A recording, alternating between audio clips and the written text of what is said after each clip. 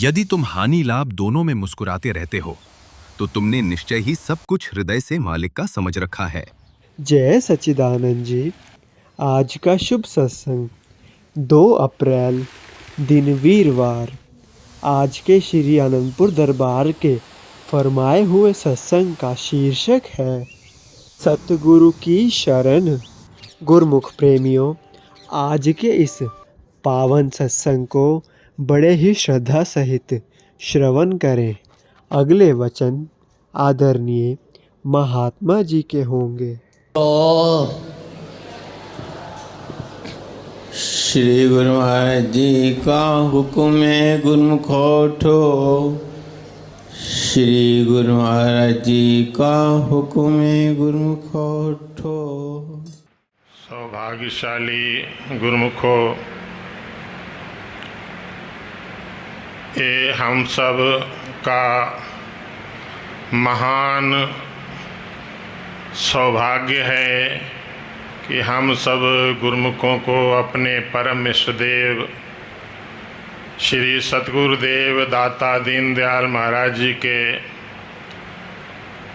परम पवित्र चरण कमलों की शीतल सुखद छत्र छाया में बैठ कर के सतगुरु का दीदार, सतगुरु का आशीर्वाद प्राप्त करके जो ये सच्ची खुशियाँ, सच्चा सुख, सच्चा आनंद हम गुरुमुखों को प्राप्त हो रहा है, ये हमारे श्री सतगुरुदेव दाता दीनदयाल महाराज जी की हम गुरुमुखों के पे असीम अनुकंपा है। हम सब पर सतगुरु के अनंत अनंत उपकार हैं।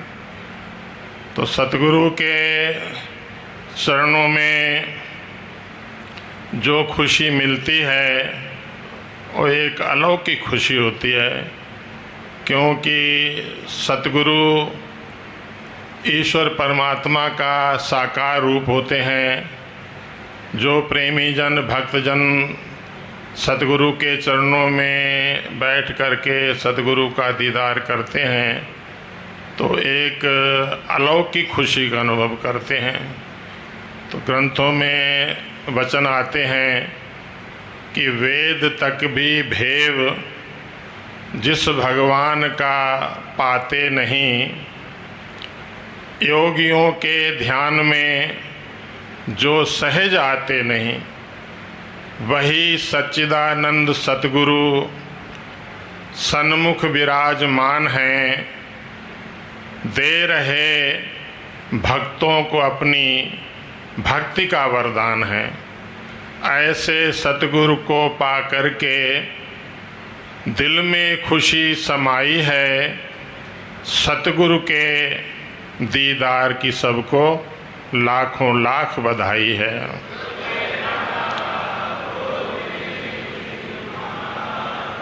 तो गुरुमुखो, सतगुरु के चरणों में बैठ कर के सेवकों को जो ये सुख मिलता है, खुशी मिलती है, ये ऐसा सुख है जिन गुरुमुख प्रेमियों को ये सुख प्राप्त हो जाता है, उसके ऊपर कभी दुख उसके नज़दीक नहीं आता।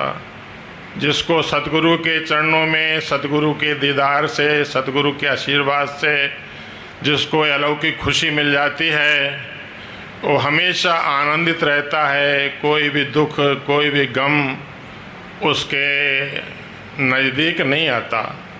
तो ऐसे जो सतगुरु देव हैं, उनके चरणों में बैठक मिल जानी, सतगुरु का दीदार मिल जाना, सतगुरु का आशीर्वाद मिल जाना, ये बड़े ऊंचे भागों की निशानी है। जब कई जन्मों के पुण्य फल देने को आते हैं, तब ऐसा शुभ अवसर मिलता है। ग्रंथों में वचन आते हैं, एक बहुत उच्च कोटि के संत हुए हैं, संत पलटूदास जी महाराज। उन्होंने अपना अनुभव लिखा है, वर्णन करते हैं कि पूरब पुण्य भय प्रगट, पूरब पुण्य भय परगट सतसंगत के बीच परी, आनंद भय संत मिले वही शुभ दिन और वही शुभ घड़ी। दर्शन करत त्रय ताप मिटे, बिन कौड़ी दाम में जाए तरी, पलटू आवागमन मिटा, जब चरणन की रज शीश धरी। वर्णन करते हैं कि जब सेवक सतगुरु के चरणों में आ जाता है, सतगुरु की सेवा पूजा भक्ति करता है, तो सतगुरु की भक्ति का, सतगुरु के दीदार का क्या फल उसको मिलता है? दर्शन करत त्रैताप मिटे। 3 तरह के ताप होते हैं संसार में, हर प्राणी को, हर जीव को ये ताप व्यापते हैं। श्री रामायण में लिखा है कि दैहिक, दैविक, भौतिक तापा। दैहिक ताप कहते हैं जैसे कोई बीमारी लग जाती है, रोग लग जाता है, एक्सीडेंट होता है, तो जो शरीर के दुख हैं उसको दैहिक ताप बोलते हैं। दैहिक, दैविक, दैविक कहते हैं देवताओं का कोप, जैसे कहते हैं ग्रह खराब हैं, तो दैहिक, दैविक, भौतिक, भौतिक ताप होते हैं जो विकारों के ताप होते हैं, काम, क्रोध, लोभ, मोह, अहंकार, ईर्ष्या, द्वेष, जो इंसान को हमेशा बेचैन बनाए रखते हैं। तो तीनों तरह के जो ताप हैं संसार में हर व्यक्ति को व्यापते हैं। इसलिए संसार में हर प्राणी, हर मनुष्य किसी न किसी गम में, किसी न किसी दुख में मुब्तला रहता है। वो पूर्ण रूप से सुखी नहीं होता, क्योंकि ये 3 तरह के ताप हैं, ये मनुष्य को हमेशा बेचैन बनाए रखते हैं। तो 3 तरह के ताप हैं। कोई कहे कि मैं अपनी अकल से, अपनी बुद्धि से, अपनी समझ से इनसे बच जाऊं, तो संत कहते हैं नहीं बच सकता हो। इन तीनों तापों को दूर करने वाले कौन हैं संसार में? वक़्त के पूर्ण अवतार सतगुरु। इसलिए उन्होंने कहा है कि दर्शन करत त्रैताप मिटे, बिन कौड़ी दाम में जाए तरी, पलटू आवागमन मिटा, जब चरण की रशीस धरी। कि जब सेवक भक्त गुरुमुख सतगुरु के चरणों में आकर के सतगुरु की श्रद्धा भावना से सेवा पूजा करता है, सतगुरु के चरणों की चरण रज को अपने मस्तक में लगाता है, तो उसके तीनों ताप मिट जाते हैं।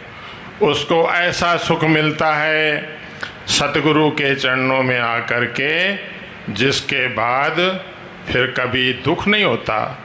उसको ऐसी खुशी मिलती है जिसके बाद कभी गम उसके नज़दीक नहीं आता।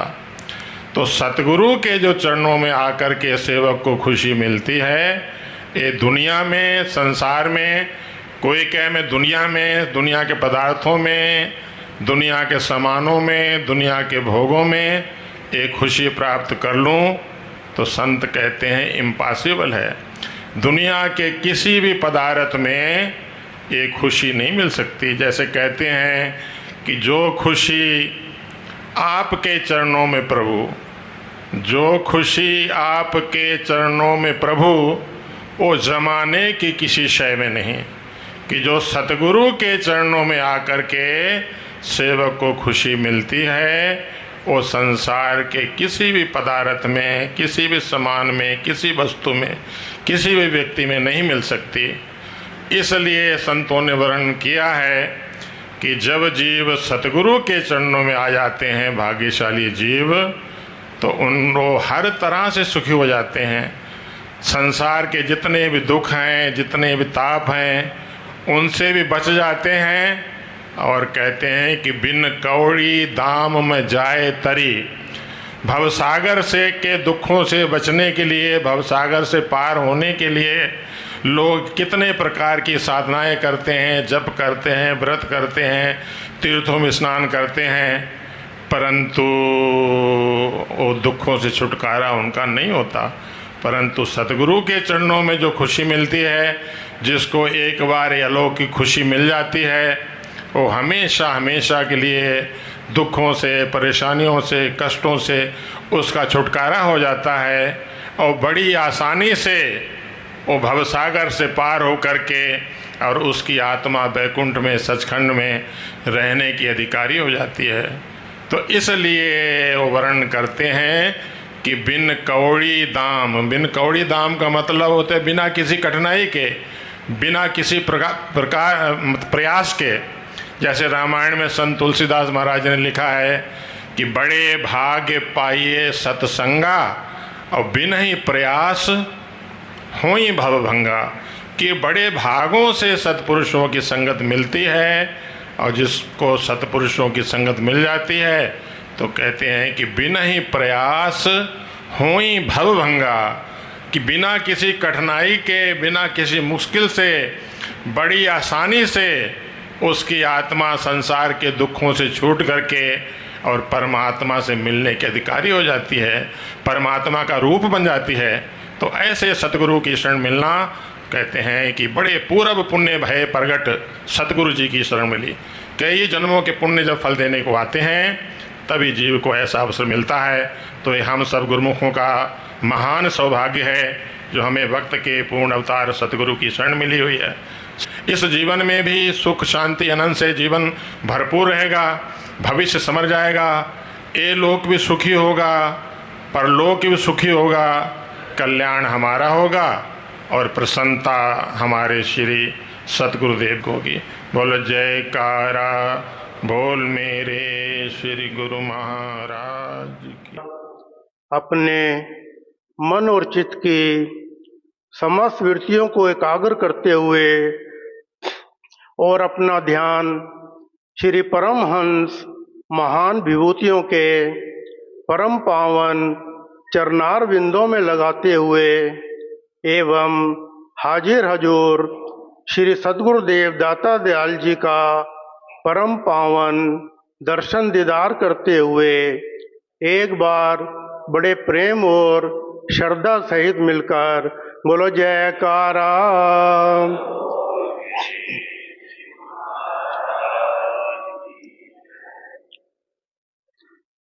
गुरुमुखों, हम कितने भाग्यशाली हैं कि आज मंगलवार के शुभ दिन परमहंस महान विभूतियों के और देव दुर्लभ श्री हजूर सतगुरुदेव दाता दयाल जी महाराज जी के परम पावन दर्शन करने का हम जीवों को सौभाग्य प्राप्त हो रहा है।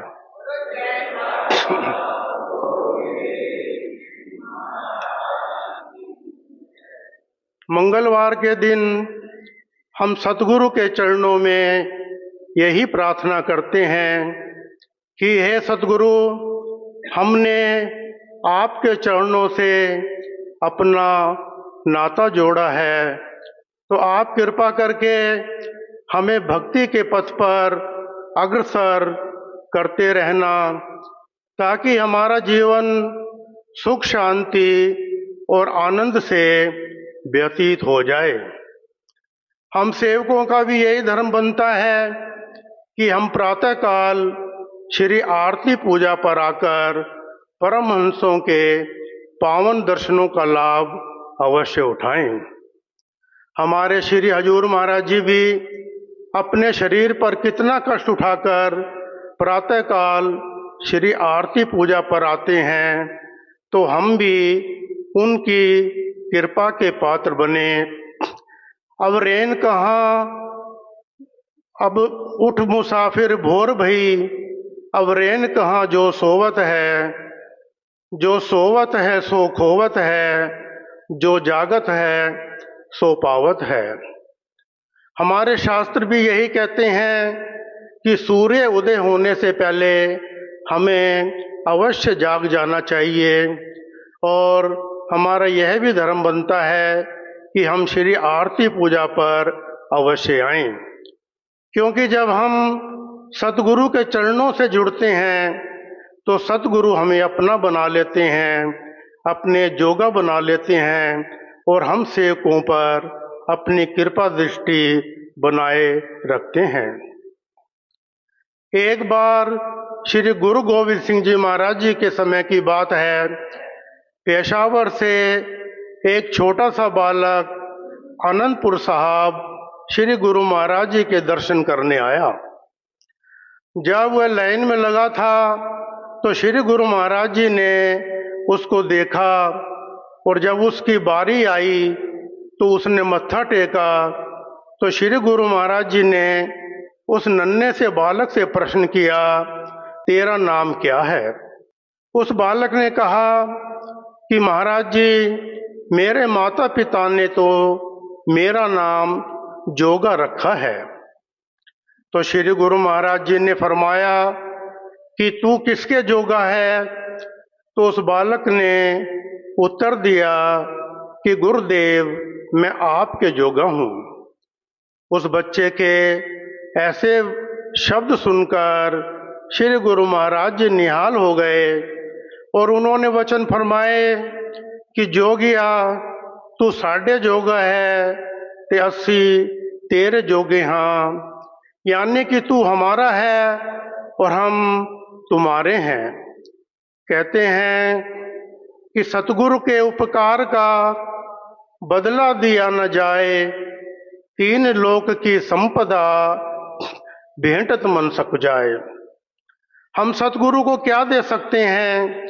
अगर तीनों लोकों की संपदा भी भेंट की जाए तो वह भी तुच्छ है।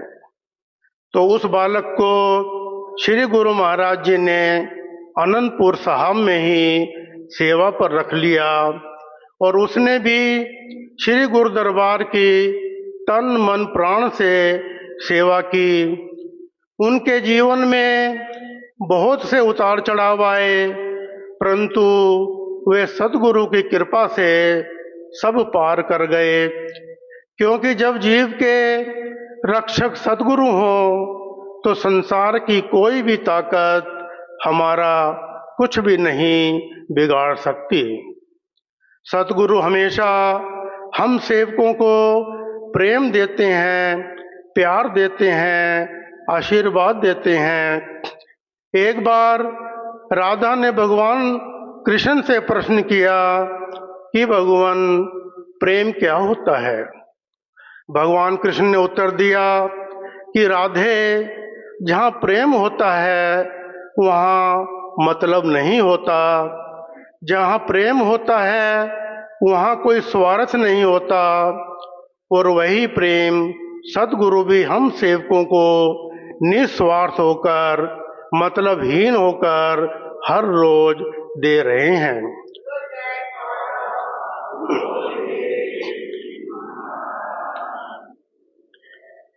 तो गुरुमुखो, हम सेवकों का भी क्या धर्म बनता है कि हम सतगुरु की आज्ञा अनुसार चलें और जो दरबार के 5 नियम हैं उनकी श्रद्धा से पालना करें, और जो हमारे श्री हजूर सतगुरुदेव दाता दयाल जी महाराज हम सेवकों के कल्याण के लिए बार बार अपने वचनों में फरमाते हैं कि 2 घंटे भजन अभ्यास अवश्य करें।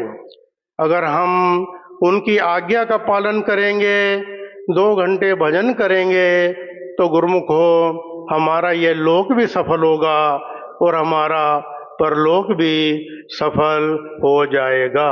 बोलो जयकारा।